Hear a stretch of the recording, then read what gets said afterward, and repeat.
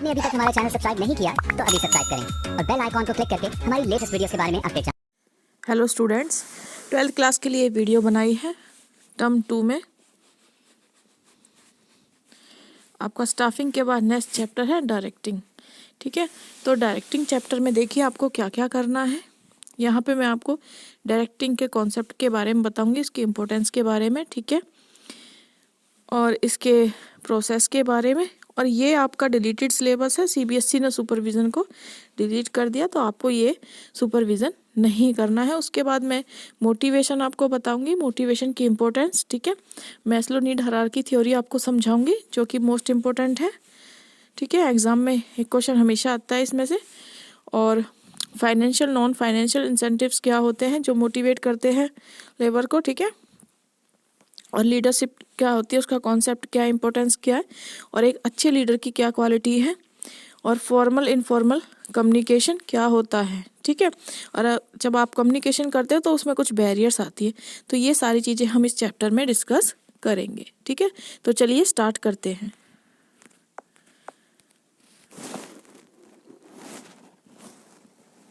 देखिए, सबसे पहले डायरेक्टिंग का मतलब जानते हैं कि डायरेक्टिंग होता क्या है। डायरेक्टिंग का मतलब होता है एक तरह से किसी को इंस्ट्रक्शंस देना, ठीक है, या पीपल जो काम कर रहे हैं उनको गाइड करना, ठीक है। आप अपनी डेली लाइफ में क्या देखते हो कि बहुत सारी सिचुएशन ऐसी आती हैं, मान लो कि जैसे कोई होटल का ओनर है, ठीक है, वो डायरेक्ट करता है अपने एम्प्लॉय को कि किस तरह से काम को कंप्लीट करना है, किस तरह से एक्टिविटी को करना है, ठीक है। तो एक तरह से वो ऑर्गेनाइज करता है अपने होटल के फंक्शंस को, ठीक है। एक टीचर भी डायरेक्ट करता है अपने स्टूडेंट्स को कि किस तरह से असाइनमेंट कंप्लीट करना है, ठीक है। और आप मूवीज़ देखते हो ना, जब डायरेक्टर है जो मूवी बनाते हैं तो वो भी तो डायरेक्ट करते हैं, यानी निर्देशन देते हैं कि किस तरह से हीरो को एक्शन करने हैं, ठीक है। तो ये सारी चीज़ें क्या कहलाती हैं, आपकी डायरेक्टिंग। यानी आपको ये बताना है कि सामने जिससे आप काम करवा रहे हो उससे काम किस तरह से करना है, एक डायरेक्शन दे रहे हो, ठीक है। तो यही डायरेक्टिंग कहलाता है। फर्स्ट पॉइंट देखिए, डायरेक्टिंग क्या हेल्प करता है। हेल्प करता है to initiate action by people in the organisation towards attainment of desirable goals, ठीक है। ये एक ऑर्गेनाइजेशन है, इसका कोई एक गोल है, ठीक है, ऑब्जेक्ट है, ठीक है, उद्देश्य है जिसको टारगेट को पूरा करना है, ठीक है। तो अब जितने भी सारे एम्प्लॉयज़ हैं उनको बताना पड़ता है कि भाई ये हमारे कंपनी का गोल है और तुम्हें इस तरह से इसको पूरा करना है या काम करना है, ठीक है। तो अब इनको जो बता रहा है पर्सन, जो बीच में हायर किया है मालिक ने, एक तरह से मैनेजर या सुपरवाइज़र जो इनको बता रहा है, यानी इनको गाइड कर रहा है कि तुम्हें किस तरह से काम करना है, ठीक है। तो ये जो ऊपर सुपरवाइज़र होता है, इसके नीचे जो काम करता है उसको इसका सबऑर्डिनेट कहते हैं, ठीक है, जो इसकी हेल्प करेगा काम करके, ठीक है। अगर इसको कोई दिक्कत है तो इसके डाउट्स भी क्लियर करेगा, ठीक है। अगर इसको कोई मतलब ये इसकी परफॉर्मेंस में कोई कमी है, ठीक है, तो इसको टारगेट को अचीव करने के लिए भी सुपरवाइजर सबऑर्डिनेट की हेल्प करता है। तो यही सब डायरेक्टिंग में आता है, ठीक है। नेक्स्ट पॉइंट क्या कहता है, directing integrates employees efforts in the organisation. अब इसमें क्या होता है कि जैसे हर कोई इंडिविजुअल आता है काम करने के लिए एक फर्म में या ऑर्गेनाइजेशन में, ठीक है, तो उसके दिमाग में, उसकी लाइफ में अपने ही अपने गोल होते हैं, इंडिविजुअल इंटरेस्ट, कि मुझे बड़ा आदमी बनना है, पैसा कमाना है, ये सपने लेके वो इस ऑर्गेनाइजेशन में आ रहा है, ठीक है। अब जब इस ऑर्गेनाइजेशन में वो आ रहा है तो इस ऑर्गेनाइजेशन के भी अपने अलग टारगेट और गोल होंगे, ठीक है। अब इस पर्सन के टारगेट अलग हैं, ऑर्गेनाइजेशन के टारगेट अलग है। तो जो आपका एक तरह से लीडर होता है वो इसको मोटिवेट कर देता है कि जैसे ही आप ऑर्गेनाइजेशन के टारगेट को प्राप्त करोगे तो आपके जो गोल हैं ऑटोमेटिकली अचीव हो जाएंगे, ठीक है। यानी पहले आपको प्रायोरिटी देनी है ऑर्गेनाइजेशन के गोल को, ठीक है। जब हमारा ऑर्गेनाइजेशन टारगेट को पूरा कर लेगा तो आपकी खुद ऑटोमेटिक तरक्की हो जाएगी। तो इस तरह से ये मोटिवेशन या फिर जो मोटिवेशन पैदा हुआ है ये किससे हुआ है, ये डायरेक्टिंग करना पड़ता है। डायरेक्ट किया है, इसको बोला गया, लीडर ने इसको बताया है, ठीक है। अब देखिए और क्या होता है डायरेक्टिंग में। डायरेक्टिंग क्या गाइड करती है एम्प्लॉय को कि उसको ना फुल्ली रियलाइज़ नहीं होता कई बार एम्प्लॉय को। इस एम्प्लॉय को यही नहीं पता है कि कितना स्ट्रॉन्ग है, कितनी ज़्यादा ये परफॉर्मेंस दे सकता है। ठीक है, ये मान लो 50% पोटेंशियल से काम कर रहा है और इसको 100% तक लाने के लिए कई बार मोटिवेशन की ज़रूरत पड़ती है। ठीक है, और ये मोटिवेशन या तो एक लीडर करता है इसे मोटिवेट, ठीक है, कि भाई तुम्हें 100% देना है, तुम अच्छे से काम कर सकते हो, तो इसकी पोटेंशियल को बढ़ा देता है डायरेक्टिंग। ठीक है, इस तरह से एम्प्लॉय को गाइड किया जाता है। ठीक है, और देखिए, directing facilitates introduction of needed changes in the organisation. क्या होता है कि मान लो ये आपकी ऑर्गेनाइजेशन है, अब इसमें कुछ चेंजेस आ रहे हैं। ठीक है, तो जो ये लेबर है ना, जो जितनी भी लेबर होती है, ये सारी इसका विरोध करती है, अगेंस्ट हो जाती है कि नहीं, हम ये चेंजेस को अडॉप्ट नहीं करेंगे। तो इन अडॉप्टिंग को चेंज, ये मतलब चेंजेस को अडॉप्ट नहीं करना चाहते। ऐसी सिचुएशन में इनके माइंड सेट को चेंज करना पड़ता है कि भाई ये जो चेंजेस आए हैं वो न्यू हैं और ये न्यू टेक्निकल चेंजेस हैं और ये इम्पोर्टेंट है, ज़रूरी है और आप सबको इन्हें अडॉप्ट करना चाहिए, आपको नई नई बातें सीखनी चाहिए, नई टेक्निक को अपनाना चाहिए। तो ये सब काम किससे होता है? ये सब एक लीडर इनको मोटिवेट करता है। ठीक है, तो ये सब डायरेक्टिंग में ही आता है। देखिए, effective directing helps to bring stability. अगर अच्छी डायरेक्टिंग है तो उससे स्टेबिलिटी भी आती है। ठीक है, वो कैसे? मान लो ये कोई कर्मचारी है, ठीक है, इसकी कुछ शिकायतें हैं, तो अगर ये बॉस इसकी शिकायतों को सुनता है और मानता नहीं है तो ये लोग कई बार हड़ताल स्ट्राइक कर देते हैं। ठीक है, जिससे कि काम रुक जाता है, नुकसान होता है, या फिर ये नौकरी छोड़कर चले जाते हैं। ठीक है, तो भी काम थोड़ा अफेक्टेड हो जाता है क्योंकि फिर आपको नए पर्सन को हायर करना पड़ता है, फिर उसको ट्रेनिंग वगैरह देनी पड़ती है और जो आपका ट्रेंड बंदा है वो छोड़कर जा रहा है। तो ऐसी सिचुएशनों से बचने के लिए भी, और ये लॉन्ग टाइम तक आपकी ऑर्गेनाइजेशन में काम करते रहें और अच्छे से कोऑपरेशन करें, अपना सहयोग दें, इन सब चीज़ों के लिए भी डायरेक्टिंग बहुत इंपॉर्टेंट होती है। और ये लीडर ही होता है जो इन सब को बड़े अच्छे से गाइड करता है कि भाई ये जो हमारे जो ऑनर हैं वो हमारा ही भला चाहते हैं, दोनों में सुलह करा देता है और फाइट बंद करा देता है। और ये अच्छी डायरेक्टिंग से आपका जो वर्कर है और जो ऑनर है वो पीसफुली यानी अच्छे से रिलेशनशिप में काम कर पाते हैं, जिससे कि स्ट्राइक वगैरह नहीं होती और आपका प्रोडक्शन पे कोई भी इफेक्ट नहीं पड़ता। ठीक है, नेक्स्ट देखिए, प्रिंसिपल्स ऑफ डायरेक्टिंग। डायरेक्टिंग के कुछ सिद्धांत हैं। देखो, कुछ गुड और इफ़ेक्टिव डायरेक्टिंग होती है, क्योंकि आजकल के जो टास्क है ना हमारा, वो चैलेंजिंग होता है। ठीक है, क्यों? क्योंकि आजकल का जो बिज़नेस है ना, कॉम्प्लेक्सिटी बहुत ज़्यादा बढ़ चुकी है, जटिल हो चुका है। ठीक है, तो उसमें प्रॉब्लम ज़्यादा आ गई हैं। अब ये जो बिज़नेस है उसमें बहुत सारी प्रॉब्लम्स होती हैं, जिनसे कौन डील करता है? मैनेजर। ठीक है, मैनेजर को डील करना पड़ता है डिफरेंट पीपल से भी। अब ये जो पीपल इन्होंने काम पे रखे हैं वो अलग अलग बैकग्राउंड से हैं। मान लो ये बिहार से आया है, ये दिल्ली से है, ठीक है, ये जयपुर से है, तो सबकी मेंटेलिटी, सबकी जो अपब्रिंगिंग है वो डिफरेंट होती है और बहुत ज़्यादा कॉम्प्लिकेटेड होती है। अब इनसे डील करना, इनको गाइड करना, ठीक है, और अपने अनुसार काम करवाना, ये सब हेडिक मैनेजर की या लीडर की होती है। इनको अच्छे से गाइड करके ही अपनी ऑर्गेनाइजेशन के टारगेट को पूरा करवाया जा सकता है। फर्स्ट पॉइंट क्या कहता है? Maximum individual contribution. देखो, एक जो एम्प्लॉय है ना, उसके अंदर पावर तो बहुत ज़्यादा है, ठीक है, बहुत स्ट्रॉन्ग है ये, लेकिन कई बार ये दिल से काम नहीं कर पाता, बड़े सैड होके, उदास होके काम कर रहा होता है, तो इसकी जो पोटेंशियल है ना वो बाहर नहीं निकल के आती। इन शॉर्ट कि ये 100% अपना नहीं दे रहा है और काम को बड़ा स्लो कर रहा है या उदास मन से कर रहा है। ठीक है, तो इसकी पोटेंशियल को बाहर कैसे निकाला जाता है? कई बार इसको मोटिवेशन दिया जाता है, इसको प्रोत्साहित किया जाता है।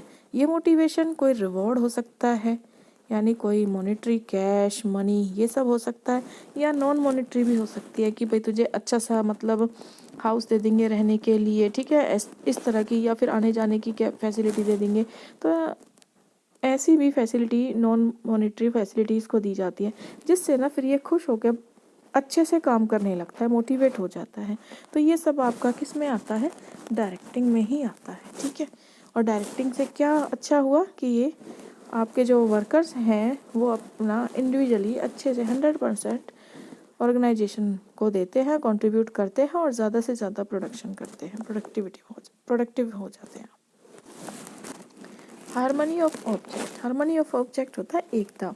देखो जितने भी आपके एम्प्लॉयज़ हैं उन सब के अपने अपने सपने, अपने अपने ड्रीम है। ये मान लो कि सिर्फ घर वालों ने भेज दिया है कि भाई तुझे पैसे कमाने हैं, ठीक है, जॉब करनी है, इसको प्रमोशन चाहिए, ठीक है, इसको करियर बनाना है, ठीक है। तो इस तरह से इनके सबके अलग अलग अपने ऑब्जेक्टिव होते हैं।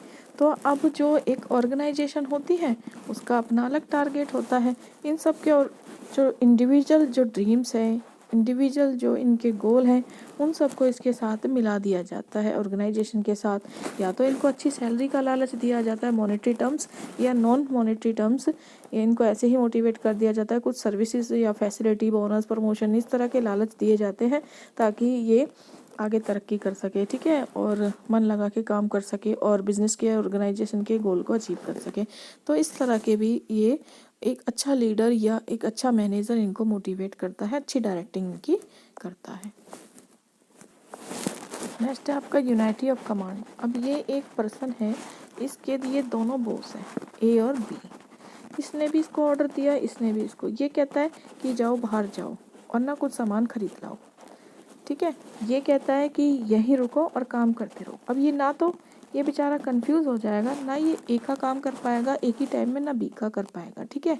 तो क्रॉस ऑर्डर भी हो जाते हैं। यूनिटी ऑफ कमांड क्या कहती है कि वन पर्सन को सिर्फ एक ही बंदा ऑर्डर दे सकता है वन टाइम में, ठीक है, जिससे कि इसको कन्फ्यूज़न ना हो। तो ये जो प्रिंसिपल है ये भी डायरेक्टिंग में या डायरेक्शन में अच्छे से ध्यान में रखा जाता है। तो ये प्रिंसिपल कहता है कि अगर आपको अच्छी डायरेक्शन देने हैं, डायरेक्टिंग अच्छी करनी है और अपने वर्कर से अच्छा काम कराना है तो वन पर्सन को वन ही हेड उसका कमांड देगा, ठीक है। तो यही आपका पॉइंट कहता है unity of command. Next, appropriateness of direction technique.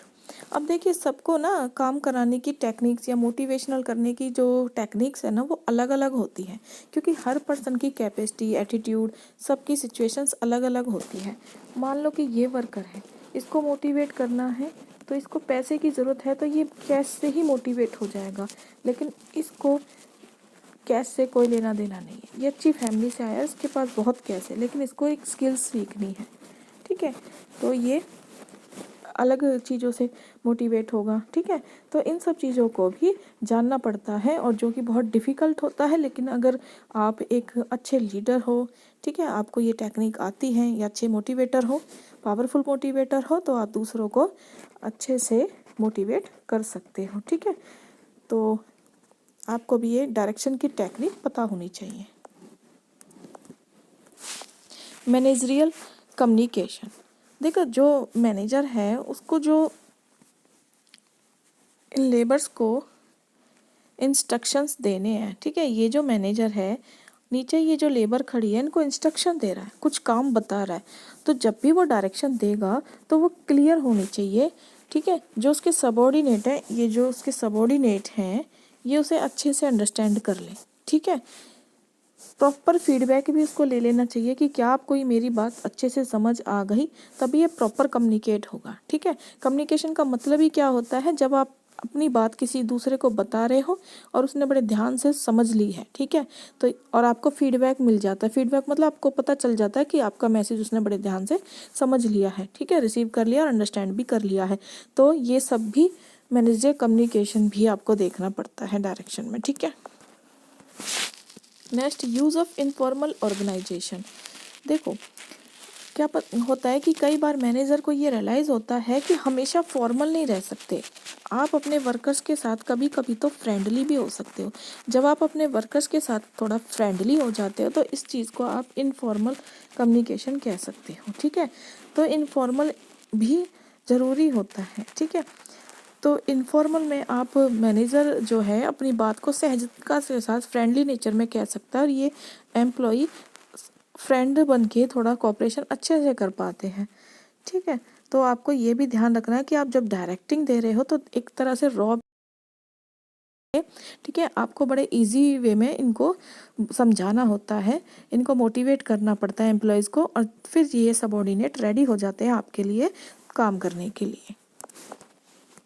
Next है लीडरशिप। लीडरशिप जब आप किसी को डायरेक्टिंग कर रहे हो, यानी जब आप अपने सबॉर्डिनेट को, ये मैनेजर है और ये इसके सबॉर्डिनेट है, ठीक है, जब आप अपने सबॉर्डिनेट को, लीडरशिप के कुछ मतलब क्वालिटी होती है कि एक लीडर है उसको कैसा होना चाहिए, उसको खुद एक अच्छा होना चाहिए, कुछ अच्छी अच्छी चीज़ों को फॉलो करना चाहिए, तभी तो आप अपने सबॉर्डिनेट या फॉलोवर्स को अपने प्रति आज्ञाकारी बना पाओगे, क्योंकि वो आपको देख के ही आपके जैसा बनना चाहते हैं या आपकी बातों को ध्यान में रखते हैं, या आपका इन्फ्लुएंस उन पर तभी पड़ता है जब आप खुद एक आइडल होते हो।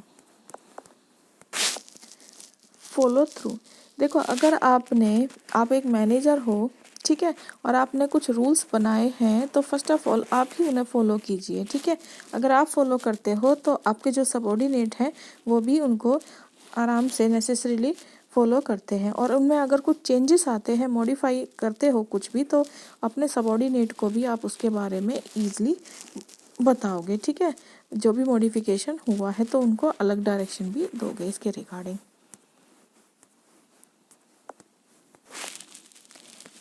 और देखो, मैनेजर क्या कर सकता है, और मैनेजर इंस्पायर कर सकता है अपने एम्प्लॉय को, ठीक है, किस तरह से एक लीड रोल प्ले करके अपनी परफॉर्मेंस को अच्छी करके, ठीक है।